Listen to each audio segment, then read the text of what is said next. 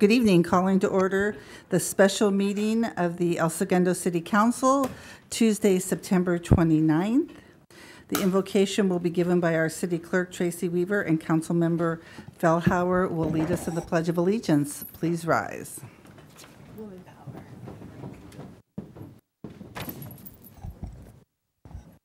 Dear Lord, as we assemble here this evening, grant us the gift of understanding that we may be kind and willing to work together. Graciously bestow upon us the gifts and abilities required for the work before us. We ask your guidance in our thinking during the meeting so that our knowledge may result in the growth and prosperity of our city. Amen. Raise your right hand. Pledge allegiance to the flag of the United States of America and to the republic for which it stands, one nation, under God, indivisible, with liberty and justice for all.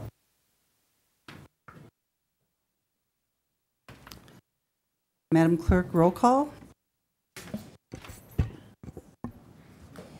Councilmember Atkinson. Here. Councilmember Dugan. Here. Councilmember Fellhauer. Here. Mayor Pro Tem Jacobson. Here. And Mayor Fuentes. Here. Now is the time for public communications related to city business only. 5-minute limit per person, 30-minute total.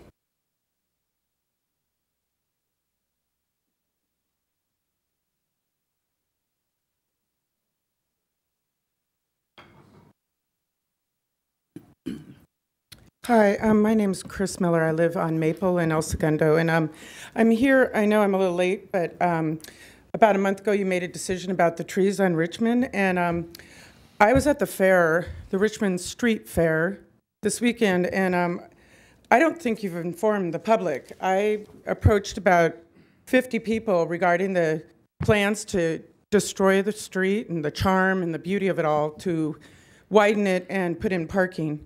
I have 40 signatures from the 50 people. Some of them don't live in El Segundo that I approached, so they were concerned. They didn't know anything, and I had a concern that if this is such a great idea, why weren't you, with your great plan and your proposal, out there so that the public could be aware of what's going to happen there? It seems to me that there's a lot of other solutions. I've talked to numerous people, including a world-renowned architect who has worked in Paris and all over the world, and he's like, God, it's so prime to possibly be a plaza. Why is it that we're destroying mature trees in a drought-ridden area when we could use the canopy that it provided at the fair will be gone. The charm of that street will diminish considerably. And I spoke to a couple people, and I know that one of the things that you brought up about it was the ADA, or the quality of the streets and the sidewalks. But when I talked to Bill Fields at the Old Town Music Hall, he's requested 3 months now that the street light outside the Old Town Music Hall be replaced. And I would imagine that if you're really concerned with ADA and the health and well-being of people, he gets more walkers and people in wheelchairs on a daily basis than you'll ever see on Richmond in a year. And that light has been out for 3 months. And he has concerns. He did sign this. He also brought up the fact that I understand that across the street from him is a lawyer firm that specializes in suing cities for 80-day compliance. And I understand if we're going to take every tree in El Segundo down because of the sidewalks, we should consider that, Tree City USA or whatever our logo is, could we start to look at solutions rather than destroying that which we claim to be in support of? And the other thing, the last thing and I have a whole list of people who had comments, but the saddest part is there's nothing, they're not going to listen to us. There's nothing to do, it would take a miracle. And I realize you're going to take part of St. Michael's Playground. You're going to just completely alter that street. And I don't understand, for next year's Richmond Street Fair, I don't see that it's going to be the same thing. The part of the charm of that street happens to be the trees. And I realize that you've made your decisions probably, but consider that the public isn't quite aware of it. And if you'd like any of this information, the architect would love to come and show you what he's done in Europe in places where they realize trees grow. And instead of destroying them to make streets wider, they actually make them pedestrian, and they bring in people, and they create a harmony with that what's been here for 30 or 40 years. So I don't know. Tomorrow I'll write this up and send you these names so that you're aware of this. And this is just a short list. I didn't have time to go around, but I was really discouraged that you guys, you make decisions, but you don't really let the everyday person know, because they're out there working. They're out raising their children. Like myself, the only reason I found out about it and even thought to bring it up to anyone is you painted the white lines to make the sidewalks smaller. And I don't get it. You know, maybe I'm just the one person that thinks sidewalks should be actually larger and trees should stay, but I just wanted, as a longtime resident, I just wanted to voice my opinion on behalf of the trees, which obviously have their critics, but I think that's all. Thank you.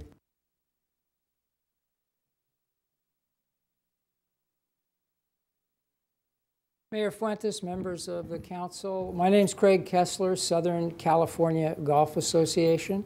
I'm here to tangentially, I think, address item number 3, sort of, not the substance of the item, but the shared understandings document that you incorporated into that agreement.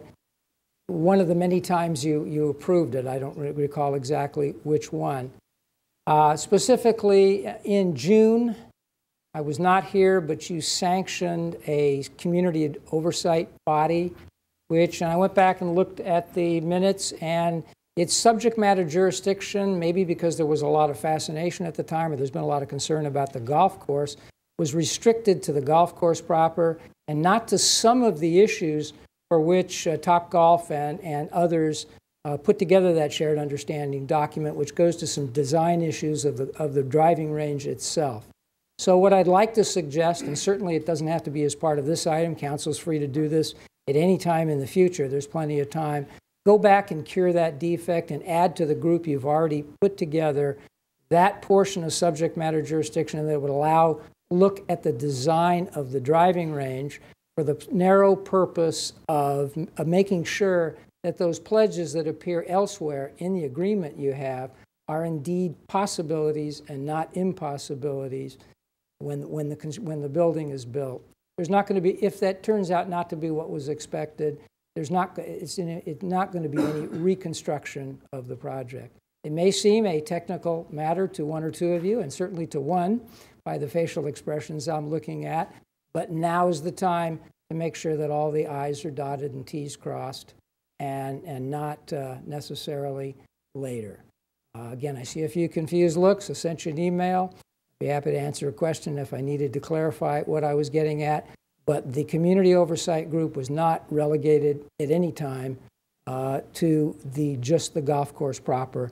It was to the entirety of the project to ensure that those pledges made about lower deck exclusive access and other details, not all of which I have full command of, and in terms of high school and the other things, that the design is compatible with the promises when the building opens. And again, this is the point. It's a very narrow one, but this is the time to get that right, not after it opens. Thanks for your attention. Appreciate it as always.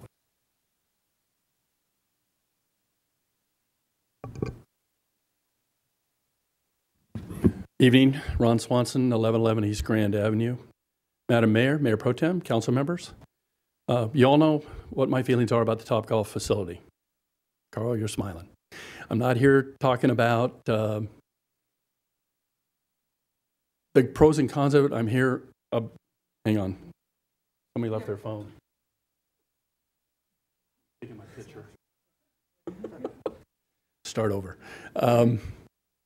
I'm here about the process. We've kicked this around for 2 years, and it's been a long, tedious process, and that's really what I'm here to talk about. You have gone back to the developers and Topgolf time and time again and asked for additions, some deletions, some modifications, some enhancements over and over again. And every time that you've done that, they have responded the appropriate way or met you halfway, and everybody's agreed to that. And that's really what I'm here to talk about. By doing that, you have negotiated in good faith to move this forward. And on that note, if you have negotiated, whether you're against it or not, you really need to, as a body, show good leadership in the community tonight and go 5-0. Whether you're for it or not, but every one of you up there has asked for a modification or additions or anything to do with that contract and have received it, meaning you intend to move forward. You need to show this community, the business community, that you're 100% behind moving forward and vote 5-0. I'm hoping that it will pass tonight. I'm hoping it'll be 5-0, but if not, and if there's one or two no votes or whatever it might be, and this moves forward, I hope if you're a no vote, when it opens, you don't show up for a photo op, because that would be so hypocritical to do that. You really need to show good leadership and go 5-0 tonight and show the developer and the community and the business community that we're here to retain and bring business to this town and do the right thing for this community. Thank you.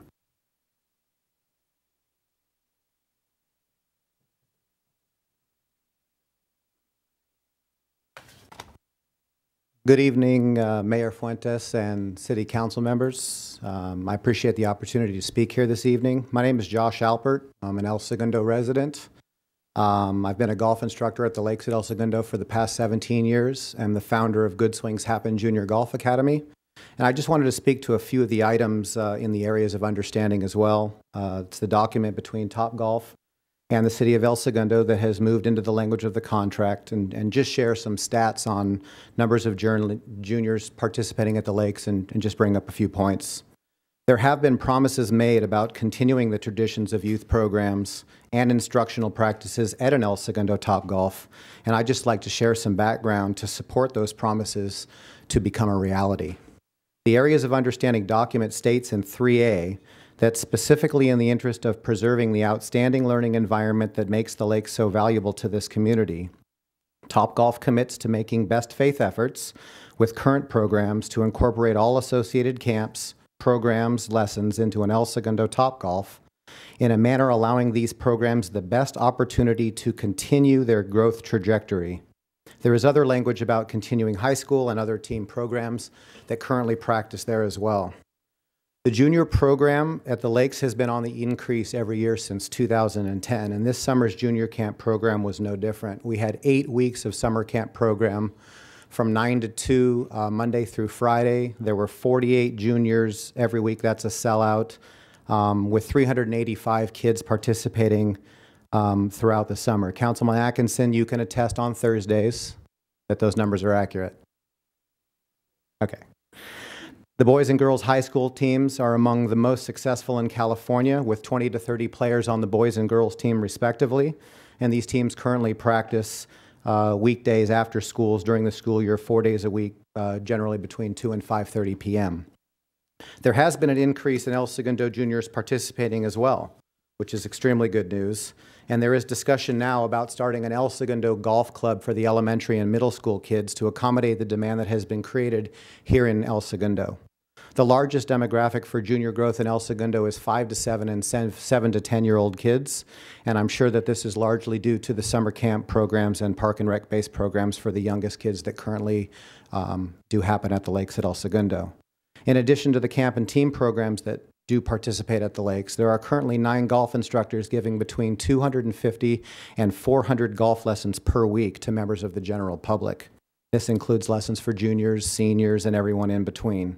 It's safe to say that the Lakes at El Segundo has always been a golf learning facility more than anything else.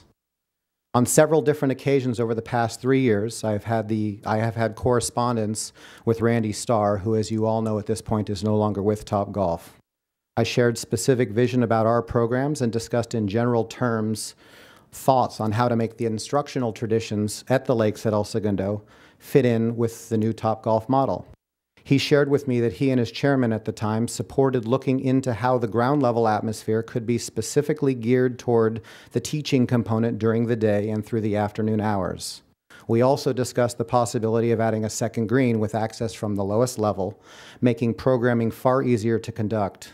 It was my understanding that we would engage in greater detailed discussion once the city and Topgolf entered into the due diligence process. In reality, in order to conduct the level of junior and other instructional programs that currently exist at the lakes, there will need to be access to the ground level of the range and a large enough putting green and short game practice area to facilitate the level of instruction, as we've all suggested we'd like to see continue. Without the space and facilities to run the programs during the summer and after school times, we couldn't come close to providing the same access as we do now. So as we all stand on the edge of moving to welcome Topgolf into our community, I just want to make sure that we're all doing as we've all intended to do. Very much appreciate your time, and have a good evening.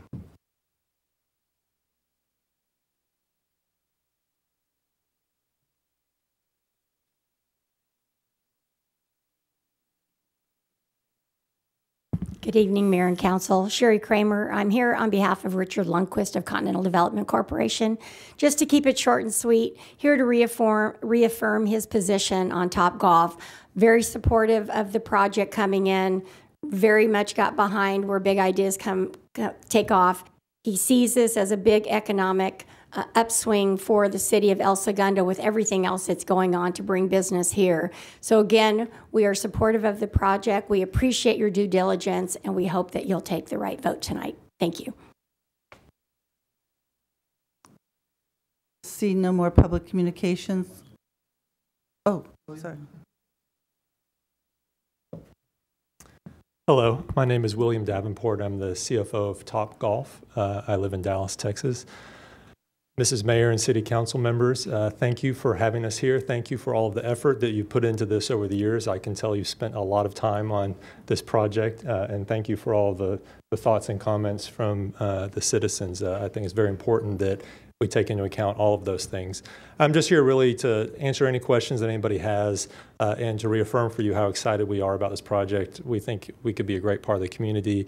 You know, I firmly believe that everybody will be very happy with it once we can get open. You know, Topgolf's an amazing facility. I can't take credit for developing it. Randy Starr did have a lot to do with it, but it's something that's really phenomenal, and we'd love to bring it to the town of El Segundo. So with that, Zach Shore and I will be around to answer any other questions you have, and that's it. Thank you. Thank you. Now seeing no more public communications, closing it. Council comments?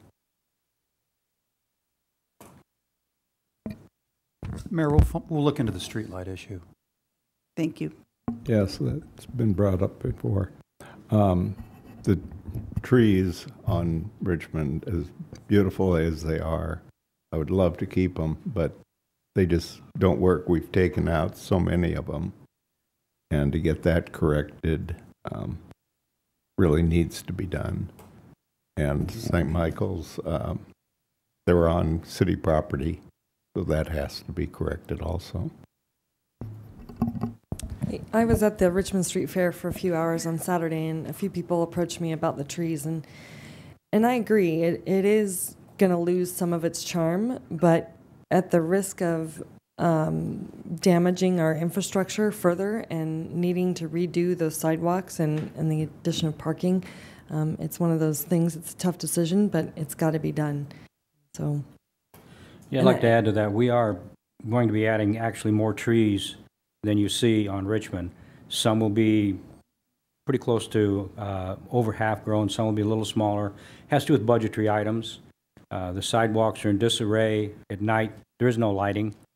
When this is finished, we actually have a picture of an artist's rendition, which if anyone would like to see it, I can sure that we can have Stephanie put it on the website or something to show what it will very likely look like when it's done.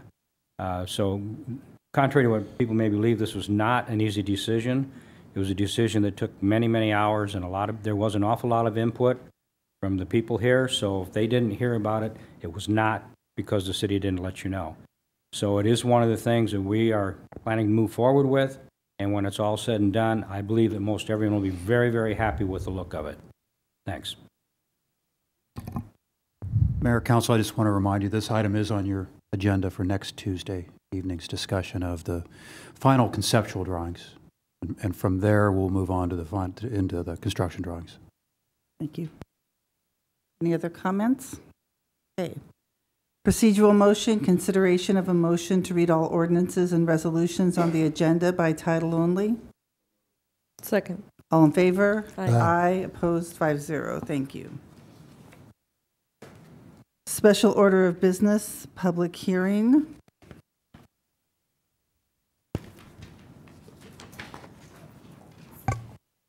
This is time and place here fixed for a continued public hearing. Consideration and possible action, continued public hearing regarding the fiscal year 2015-16 budget, including all city revenues and expenditures, and adoption of resolution approving the 2015-16 final operating and capital improvement budget and the 2015-16 appropriations limit. Copies of the fiscal year 2015-16 preliminary budget can be found in the library, city clerk's office, and on the city's website. Fiscal impact, total revenues of $123,101,930. Total expenditures of $133,442,662. General fund revenues of $63,238,130 and expenditures of $64,377,060. City clerk, was proper notice of the hearing given in a timely manner? Yes, it was. And has any written communication been received? None has been received in the clerk's office. The continued public hearing is now open. Mr. Carpenter will make the presentation. Mayor, members of council, Misty Chang, our finance director, will provide an update. You received a detailed presentation on September 15th. There have been some changes to the budget to get it to its final stage, and Ms. Chang can provide us with a summary of those changes. Thank you. Good evening, Honorable Mayor, council members, staff, and audience. This is a continuation of the public hearing that was on September 15th. On that date, you had received a preliminary budget. If you'll recall, it's the large budget binder. There were some changes to that in the tune of almost 400,000. Items were missed in the preliminary budget that needed to be adjusted, either negative or positive, but it was a net 400,000, just under 397,000, mostly due to personnel items that were omitted from the preliminary budget that are now included. But just to clarify, they are not additional requests from departments. They were simply adjustments to the preliminary budget. And in doing so, the $400,000 or so in expenditures were offset by also $400,000 in 3 revenue categories: sales tax, business license tax, and filming permit. And otherwise, everything else is the same, and you've already read the amounts of total appropriation per city, as well as general fund, and the respective revenues for the entire city and for the general fund. And so with that, staff recommends adoption of the resolution approving the 2015-2016 final operating and capital improvement budget, as well as the 2015-2016 appropriations limit. With that, I'll entertain any questions this time. I don't see any questions. Thank you, Misty. Public comment? Pardon? Did you have a question, Mike? No, do we go to public comment or? Yes, it's now, the public hearing is now open for public input. See no public input. May I have a motion to close the continued public hearing? So moved. All in favor? Aye. Aye. Opposed? Council discussion. I just want to thank staff. I know that Misty and her staff worked really hard on this, and in a short time after arriving here at El Segundo, she did a fantastic job. So thank you for that, and Greg. Agreed. City Attorney, read the resolution by title only.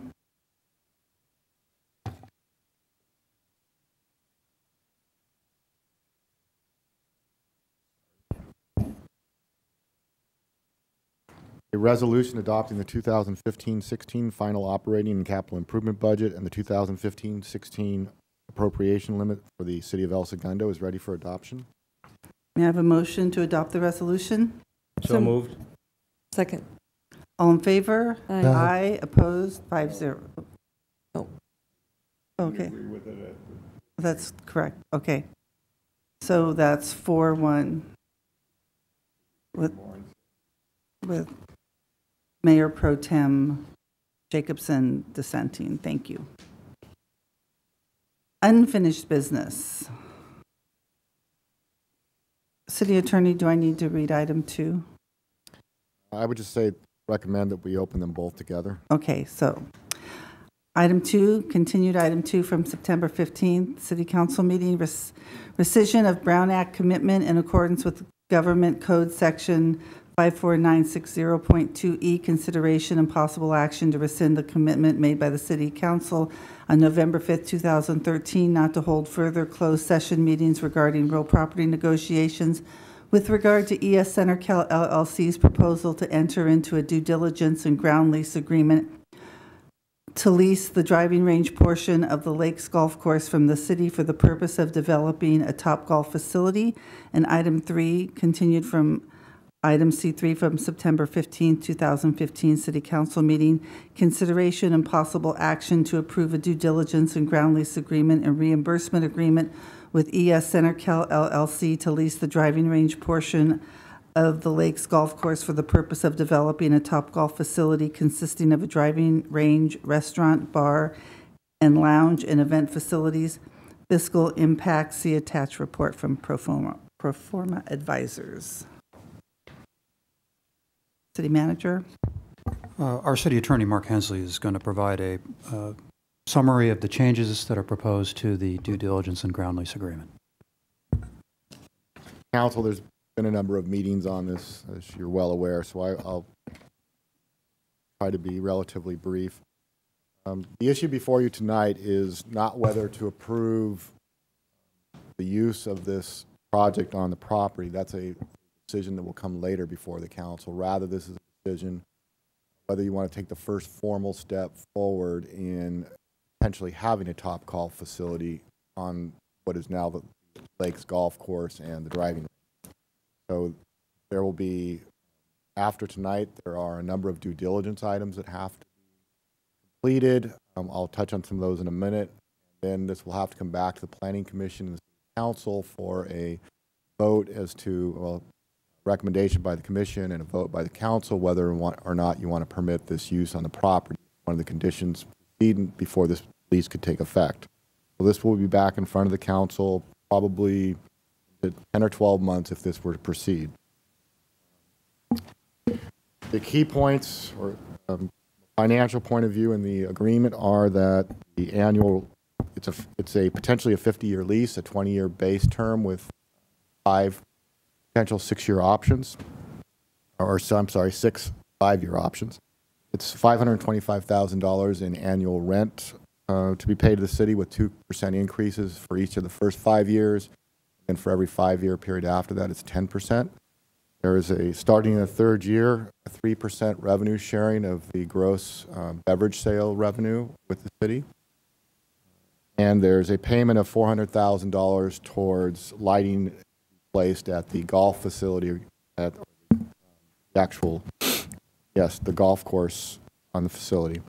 The operation is to be from 6 a.m. to 9 o'clock p.m., from 6 to 8 o'clock in the morning. That will be just for the driving range portion, not the actual restaurant and other facilities at Topgolf. The range will be open, be able to be used by the public as a driving range between 6 o'clock a.m. and 9 o'clock. And I'm sorry, 6 o'clock a.m. to numbers have changed a number of times to noon for residents at a discounted price on Monday through Friday, and then Saturday and Sunday it'll be from 6 a.m. to 9 a.m. for the residents at a discounted price. They are required pursuant to the agreement to promote and support junior golf, employ golf professionals. Pursuant to the agreement, there cannot be charged to junior high school or high school students participating in golf programs from 2:30 p.m. to 5 o'clock p.m. They are to be offered market rate charges the rest of the time. So if they want to go time other than 2:30 to 5:30 p.m., they have to be charged with cost them to go to a public golf course and for a bucket of balls. Those are some of the key details on the due diligence. It's required that Chevron's approval be sought as part of this. That there's an easement that traverses the course, Southern California Edison easement, and that is going to expire relatively soon, and so the parties would like to get an extension to that easement. There are building plans that have to be approved for the golf course in particular. It has to maintain 2 par 4s, the same level of difficulty. It has to have the same yardage and the same or better safety rating. That will come back to the council for approval. There is a subcommittee that has been appointed to work with CenterCal on the design of the golf course. The speaker was correct. The agreement was not set up for purposes of the subcommittee having oversight of the Top Golf facility. Top Golf facility is required to be built according to its prototype. Required to allow certain uses there, but approval of the city is limited to that it looked like one of its prototype facilities. The subcommittee it does not have any authority over that facility. There are guarantees that are to be provided by the parent corporations of CenterCal and Topgolf with regard to the construction of the facilities, both the golf course and the driving range.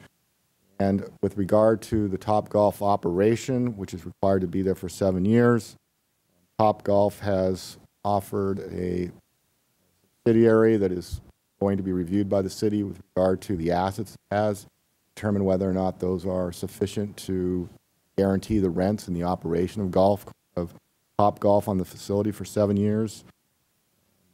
And again, when all of these conditions are met, this will come back to the city council for final approval. That is a discretionary action at that point. Anticipate this process will take about 12 months. Obviously a very lengthy and complex agreement that I've boiled down into about a 5-minute presentation. I'm happy to answer any questions. Any questions? They had talked about, well, Josh had talked about some putting green and so forth may have to be on Topgolf's property or leasehold. Is that any part of the agreement? Topgolf would not commit to absolutely putting a practice facility on its property as far as a putting green, and the reason is because we do not have the studies yet as far as the parking and the amount of room they need for the parking in the facility. Their position is they cannot commit at this time. They have committed that to the extent it's commercially reasonable to do so that they will do it, but they can't at this point in time without design plans and can't commit to do it.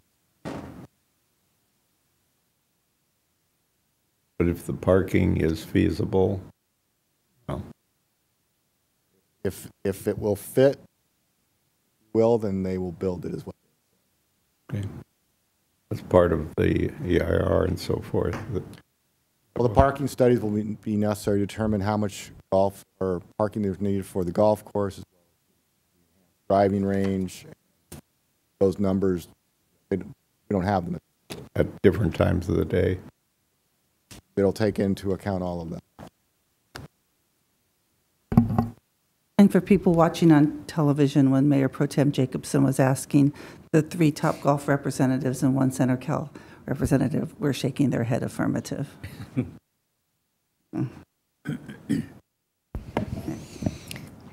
Discussion? Well, I have some concerns over our ability to, I've been opposed to this deal because it's a transition of public property to a private entity for profit. I firmly believe that our Parks and Recs, this is the one Parks and Recs facility that does have a positive cash flow. It's the only one that really does. And to take this away from the community and to put in a Topgolf facility is something that I just don't support. I think it's in the wrong spirit of the community. I know one of the comments in the public comment period from Ron Swanson was that we've negotiated, we've gone back and forth.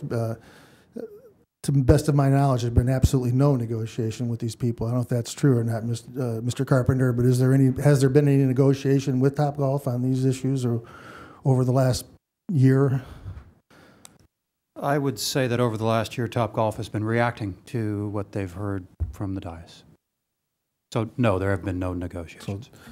So there's been no negotiation.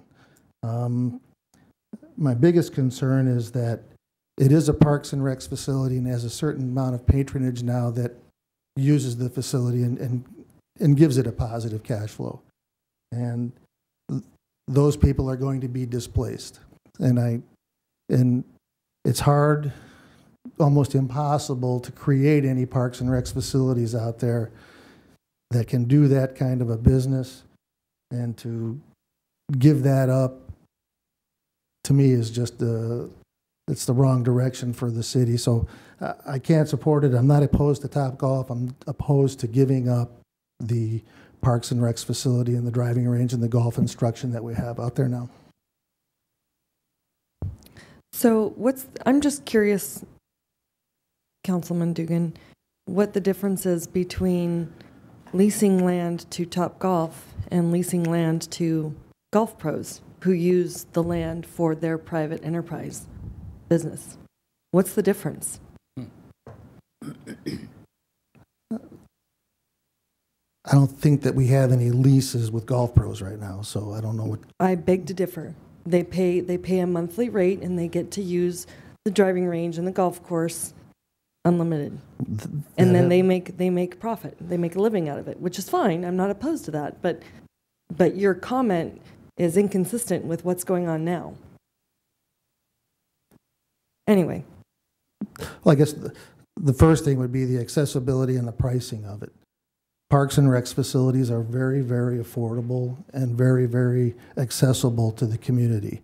And when you take that away from the patrons that are there now, that's something that I can't support doing. It's a park and rec facility for the citizens who live in El Segundo, and we have protected that to a great deal. The lion's share of the users of the driving range now are not El Segundo residents. I'm not concerned with those people as much as I am the El Segundo residents and the growth and the positive influence that Topgolf will have on El Segundo and our economic development, period. Anyway, I don't want to get into a debate with you unless you have more to say, but I have more to say as well. It's been published in reports that roughly 90% of the patrons there are not El Segundo residents. Mm-hmm. So they're the ones that have been keeping it afloat over the years. Keeping it afloat? Yeah, it's got positive cash flow. Okay, but it's cost our general budget over $5 million. When you talk about positive cash flow, that's simply over the last couple of years. So let's talk about I'm not done $5 million. talking. Okay. Talk. You're talking about a positive cash flow that just started recently. And no, Mike, you're wrong. It's lost money. It's cost us money because that enterprise fund was set up to be able to pay for itself, and it wasn't able to make its loan payments. And the city of El Segundo paid that loan payment so that 90% of the users from outside of El Segundo could come and golf for an inexpensive price. I don't think that the residents of El Segundo want to subsidize non-residents for playing golf. That's ridiculous. So you've analyzed all the cost, all the revenues, and all the expenditures, and you understand that cash flow, what the cash flow is, and you say that there has not been positive cash flow over the years to pay for everything. That's a false statement. Recently. That's a false statement. No. Okay, Mike. As far back as 2006 and on, the place has generated more revenue than it has in expenditures, and it's had enough excess cash to pay for the loan. Now, the way the city accounts for things, there's an accounting practice that has different departments charging money to it that pull money out of the positive cash flow. So the way you want to evaluate it is different from the way we evaluate everything else across the city. I mean, it's ridiculous. You want to massage the numbers and make it work for you. Even Gene Krikorian said that the way that the city accounts for it Gene Krikorian is was confusing. completely biased. Completely biased. No, he was completely non-biased. He No, was he independent. wasn't. Anyway, look, I believe Topgolf is going to be an amazing addition to El Segundo. It's going to be beautiful. It's going to bring people here. It's going to make El Segundo exciting. It has no negative impact on our residents in terms of location. It's great. It's going to be fantastic. And I hope that it passes tonight. I think the one thing that is probably one of the most important things is the city's been owed $6 million for well over 20 years. That $6 million came out of the Equipment Replacement Fund, which is our trucks, our cars, our fire engines, our ambulances, all the things that all the citizens of our city use, as well as some of the outlying areas, because we do rescues in other cities in our vicinity. So we've had to find that $6 million out of the general fund, which in turn has taken away that same amount of money that we could have been fixing our streets, our sidewalks, our sewers, all the other things, our buildings. Some of our buildings are, well, they need a lot of help, let's put it that way. And we're looking at a new facility that an outside corporation is going to dump in between $25 and $30 million. We still own it. And the building and things, in case those that do play golf and have been there, it needs a lot of help. It's old, things don't work, and I think for what it was built for, when it was built, was a very good job. I think there was a lot of thought went into this. But we've come a long way in this city, and to turn away guaranteed funding that will pay back this fund to the equipment fund that we need, as well as being the city manager and the finance manager, they'll be able to put this into an asset account, knowing that that revenue's coming in. It's not going to be an iffy revenue like, gee, how much tax dollars do we get this month? How many permit dollars do we get this month? So this, I don't know all of your backgrounds in business or not, but the bottom line on any statement is, what is my guaranteed revenue versus my guaranteed expenditures? And that's what we're kind of looking forward to. We made a deal with Chevron, whether anyone agreed or not is an irrelevant factor. We know that's coming in. We have these kind of deals that we're working right now with other entities within the city that we hope will be the same thing. So then we have this next budget meeting or the one after that. These numbers will be even more concrete than they are now. It won't be so much guesswork. And the city can look forward to a long, I just don't see the downside, especially given the financial end of it. When I ran for this council, the only reason I ran, it certainly wasn't a setup here. It was to find out if I could help the revenues of this city, to drive in as much business as I could, to watch and see that our costs weren't astronomical, and if we could cut back to save money, to put toward other causes, to fix the city, is exactly why I ran. And that's what I've been doing since the day I was elected. So if that's agreed or not, that's still the way I feel. My personal feelings should have nothing to do with this. This has to do with what is best for the city of El Segundo. And if it helps the outside communities, terrific. But if it don't, and it only helps El Segundo, great. Thank you.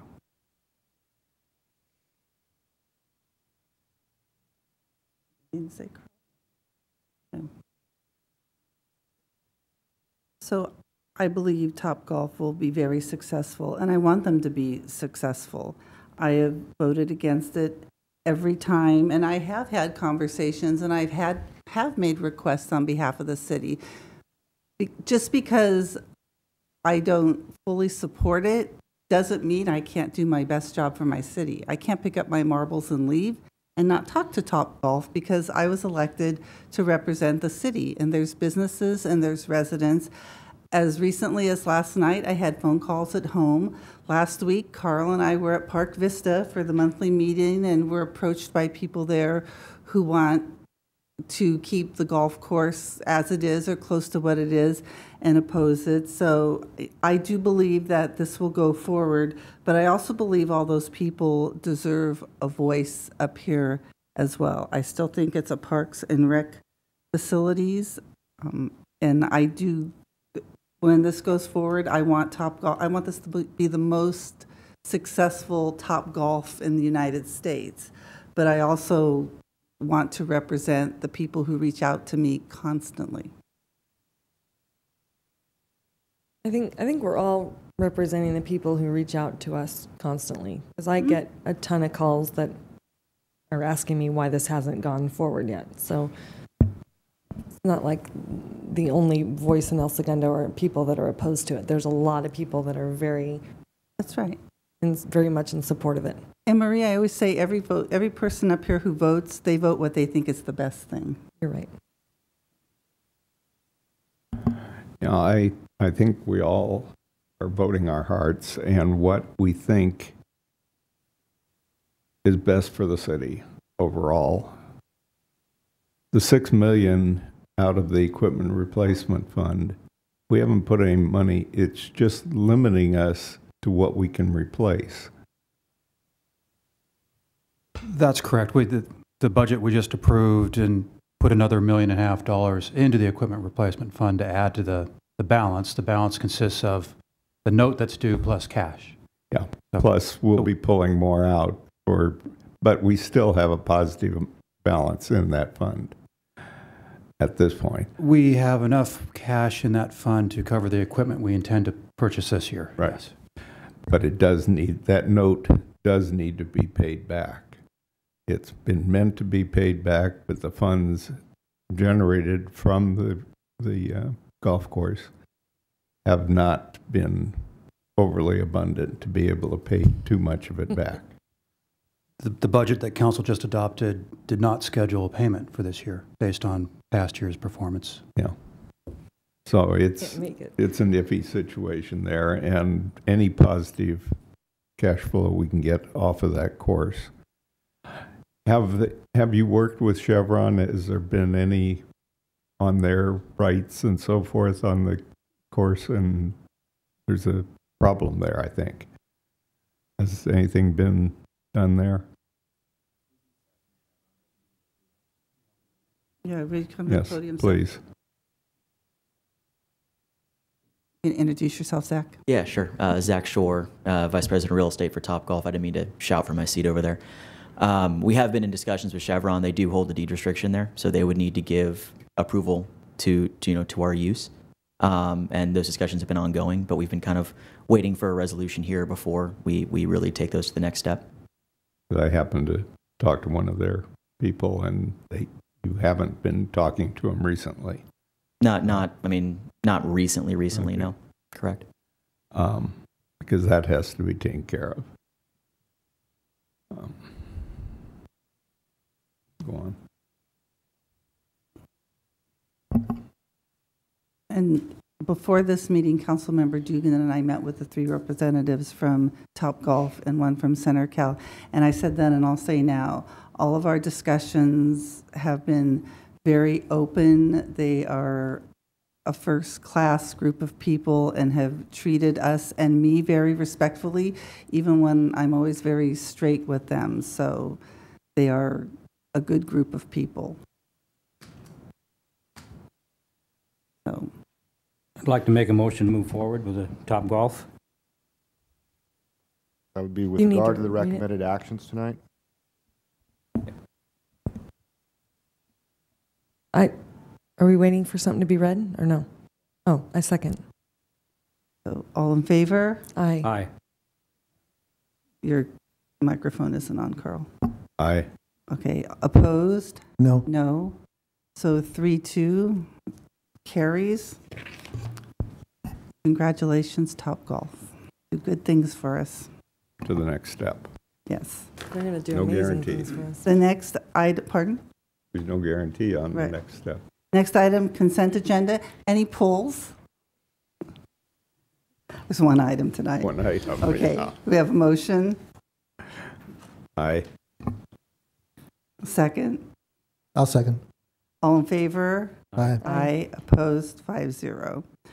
Okay. And with this, we are going to go to closed session. We have to have public comment. Public communications. Can I make a comment? Public communications? None? Can I make a comment? Pardon? Can I make a comment? Yes, ma'am. I just wanted to apologize for missing the last council meeting. No, you don't. It was for the birth of our son, and so Klaus Uli Fellhauer. And yeah, so it's pretty nice having a baby at home. Congratulations. Thank you. Okay. I'll make Close. one comment also.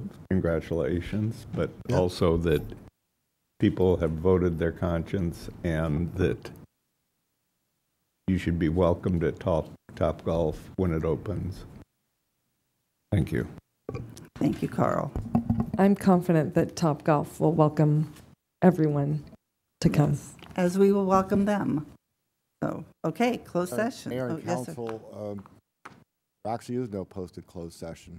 Pardon? There is no posted closed session. Okay. So with that, we are adjourned.